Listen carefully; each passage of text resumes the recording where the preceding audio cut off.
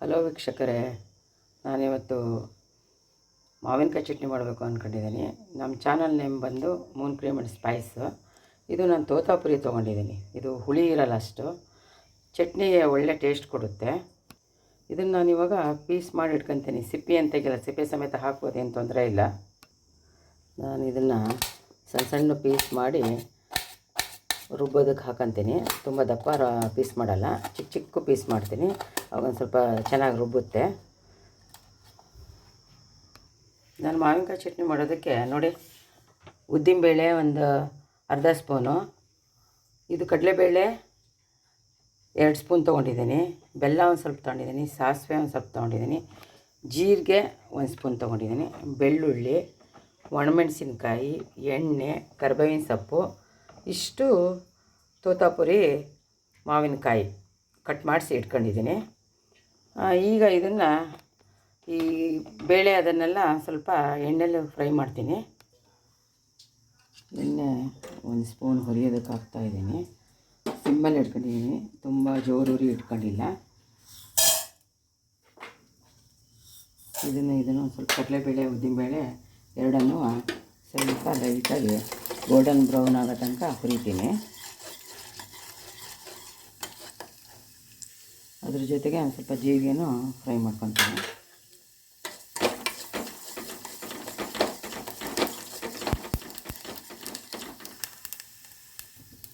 ಒಣಮೆಣಸಿನ್ಕಾಯಿ ಕಡಿಮೆ ಉರಿ ಮಾಡ್ಕೊಂಡು ಅದರಲ್ಲೇ ಬಿಸಿ ಮಾಡ್ಕೊತೀನಿ.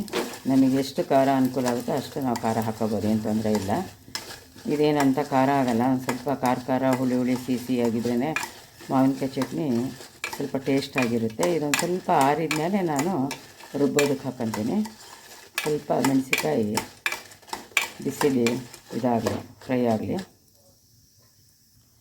ಸ್ವಲ್ಪ ಸಾಸಿವೆನೂ ಹಾಕ್ಕೊತೀನಿ, ಒಳ್ಳೆ ಟೇಸ್ಟ್ ಕೊಡುತ್ತೆ. ಮರ್ತಿದ್ದೆ ನಾನು, ಒಂದು ಅರ್ಧ ಸ್ಪೂನಷ್ಟು ಹಾಕ್ಕೊಂಡಿದ್ದೀನಿ, ಜಾಸ್ತಿ ಹಾಕಿಲ್ಲ. ಜಾಸ್ತಿ ಹಾಕಿದ್ರೆ ಕಹಿ ಬರುತ್ತೆ. ಅರ್ಧ ಟೀ ಸ್ಪೂನು ಮೆಂತ್ಯಕಾಳು ಹಾಕ್ಕೊತಾ ಇದ್ದೀನಿ. ಈಗ ಇದು ತಣ್ಣಗಾಗಿದೆ ಹುರಿದಿರೋದು, ಅದನ್ನ ಮಿಕ್ಸಿ ಜಾರಿಗೆ ಹಾಕ್ಕೊತಾ ಇದ್ದೀನಿ. ಹೆಚ್ಚಿರೋ ಮಾವಿನಕಾಯಿ ಜಾರಿಗೆ ಹಾಕ್ಕೊತಾ ಇದ್ದೀನಿ. ಸ್ವಲ್ಪ ಕರಿಬೇವಿನ ಸೊಪ್ಪು ಹಾಕ್ಕೊತಾ ಇದ್ದೀನಿ. ಬೆಳ್ಳುಳ್ಳಿ ಇಷ್ಟು ಸಾಕು. ಸ್ವಲ್ಪ ಬೆಲ್ಲ, ರುಚಿಗೆ ತಕ್ಕಷ್ಟು ಉಪ್ಪು ಹಾಕ್ತಾಯಿದ್ದೀನಿ. ಸ್ವಲ್ಪ ರುಬ್ಬೋದಕ್ಕೆ ನೀರು ಹಾಕಿದ್ದೀನಿ, ಜಾಸ್ತಿ ಹಾಕ್ತಾಯಿಲ್ಲ. ಇದನ್ನೀಗ ಗ್ರೈಂಡ್ ಮಾಡ್ಕೊಂಬರ್ತೀನಿ. ರುಬ್ಬಿದ್ದಾಗಿದೆ. ಇದಕ್ಕೀಗ ಎಣ್ಣೆ ಒಗ್ಗರಣೆ ಕೊಡ್ತೀನಿ. ಇದಕ್ಕೆ ಎಣ್ಣೆ ಹಾಕ್ತೀನಿ, ಸ್ವಲ್ಪ ಜಾಸ್ತಿನೇ ಎಣ್ಣೆ ಹಾಕಿರ್ತೀನಿ.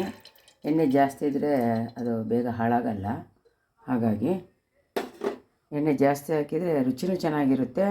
ನಾವು ಅದನ್ನು ಗೊಜ್ಜು ಥರ ಅನ್ನಕ್ಕೂ ಕಲಿಸ್ಕೊಂಡು ತಿನ್ಬೋದು. ಎಣ್ಣೆ ಕಾದಿದೆ, ಅದಕ್ಕೆ ಸಾಸಿವೆ ಹಾಕ್ತೀನಿ, ಜೀರಿಗೆ, ಸ್ವಲ್ಪ ಕರಿಬೇವಿನ ಸೊಪ್ಪು, ಕಡಲೆಬೇಳೆ ಒಂದು ಸ್ವಲ್ಪ ಹಾಕ್ತೀನಿ, ಸ್ವಲ್ಪ ಉದ್ದಿನಬೇಳೆನೂ ಹಾಕ್ತೀನಿ. ಚಟ್ನಿ ಮಧ್ಯೆ ಕಡಲೆಬೇಳೆ ಉದ್ದಿನಬೇಳೆ ಸಿಕ್ಕರೆ ಒಳ್ಳೆ ಟೇಸ್ಟ್ ಕೊಡ್ತಾ ಇರುತ್ತೆ. ಈಗ ಚಟ್ನಿ ಅದಕ್ಕೆ ಹಾಕೋಣಂತೆ. ಇದಕ್ಕೆ ಚಟ್ನಿ ರುಬ್ಬಿರೋದನ್ನ ಹಾಕ್ತಾಯಿದ್ದೀನಿ. ಸ್ವಲ್ಪ ಸಿಮ್ಮಲ್ಲಿ ಇಟ್ಟಿದ್ದೀನಿ, ತುಂಬ ಜೋರು ಮಾಡಿಲ್ಲ, ತಳ ಹಿಡಿದು ಬಿಡುತ್ತೆ ಅಂತ. ಇದೊಂದು 5 ನಿಮಿಷ ಕಮ್ಮಿ ಉರಿಲೇ ಬಿಸಿ ಮಾಡೋಣ.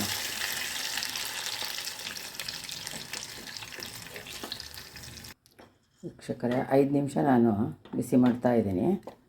ಸ್ವಲ್ಪ ಬಿಸಿ ಮಾಡಿಟ್ರೆ ಹಾಳಾಗಲ್ಲ, ಅದು ಹಾಗೆ ಇಟ್ಟರೆ ಹಾಳಾಗಿಬಿಡುತ್ತದು. ಇದು ಸಿಹಿ ಖಾರ ಹುಳಿ ಒಳ್ಳೆ ಟೇಸ್ಟ್ ಕೊಡುತ್ತೆ. ಈ ಥರ ಚಟ್ನಿ ನಿಮಗೆಲ್ಲರಿಗೂ ಇಷ್ಟ ಆಗುತ್ತೆ ಅಂತ ನಾನು ಭಾವಿಸಿದ್ದೀನಿ. ನಿಮಗೆ ಈ ಥರದ್ದು ಮಾಡಿರೋದು ಮನೇಲಿ ನೀವು ಸಹ ಟ್ರೈ ಮಾಡಿ, ಒಂದು ಸರಿ ಟ್ರೈ ಮಾಡಿಬಿಟ್ಟು ನನಗೂ ಕಮೆಂಟ್ ಬಾಕ್ಸಲ್ಲಿ ತಿಳಿಸಿ. ಇದು ಚಟ್ನಿ ರೆಡಿಯಾಗಿದೆ.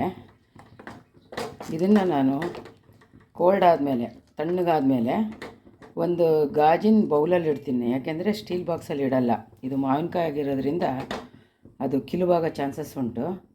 ಹಾಗಾಗಿ ನಾನು ಬೌಲಲ್ಲಿ ಇಡ್ತೀನಿ, ಇಲ್ಲ ಅಂದರೆ ಗಾಜಿನ ಬಾಟ್ಲಲ್ಲಿ ಇಡ್ತೀನಿ. ವೀಕ್ಷಕರೇ, ಮಾವಿನಕಾಯಿ ಚಟ್ನಿ ರೆಡಿಯಾಗಿದೆ. ನಾನು ಇದನ್ನು ಗಾಜಿನ ಬೌಲು ಅಥವಾ ಬಾಟ್ಲಲ್ಲೇ ಇಡೋದು. ಯಾಕೆ ಅಂತಂದರೆ ಅದು ಮಾವಿನಕಾಯಿ ಹುಳಿ ಇರೋದ್ರಿಂದ ಅದು ರಿಯಾಕ್ಷನ್ ಆಗೋದು ಚಾನ್ಸ್ ಉಂಟು. ಹಂಗಾಗಿ ನಾನು ಇದನ್ನು ಬೌಲಲ್ಲೇ ಇಡ್ತೀನಿ. ಇದು 15 ದಿವಸ ಆದರೂ ಕೆಡಲ್ಲ, ತುಂಬಾ ಚೆನ್ನಾಗಿರುತ್ತೆ. ಬಿಸಿ ಅನ್ನಕ್ಕೆ ತುಪ್ಪ ಹಾಕ್ಕೊಂಡು ಇದನ್ನು ಕಲಿಸ್ಕೊಂಡು ತಿಂದರೆ ಅಷ್ಟು ಟೇಸ್ಟಾಗಿರುತ್ತೆ. ಜೊತೆಗೆ ರೊಟ್ಟಿಗೂ ಸಹ, ಅಕ್ಕಿ ರೊಟ್ಟಿಗೂ ಸಹ ತಿನ್ಬೋದು. ನೀವು ಒಂದ್ಸರಿ ಟ್ರೈ ಮಾಡಿ ವೀಕ್ಷಕರೇ. ನೀವು ಬೇರೆಯವ್ರಿಗೂ ಶೇರ್ ಮಾಡಿ. ನೀವು ಮಾಡಿದ್ಮೇಲೆ ಕಮೆಂಟ್ ಬಾಕ್ಸಲ್ಲಿ ತಿಳಿಸಿ ಹೇಗಿದೆ ಅಂಥೇಳಿ. ಟೇಸ್ಟ್ ಮಾತ್ರ ಅದ್ಭುತವಾಗಿದೆ. ನಾನು ಟೇಸ್ಟ್ ಮಾಡಿ ನೋಡಿದೆ, ತುಂಬಾ ರುಚಿಯಾಗಿದೆ.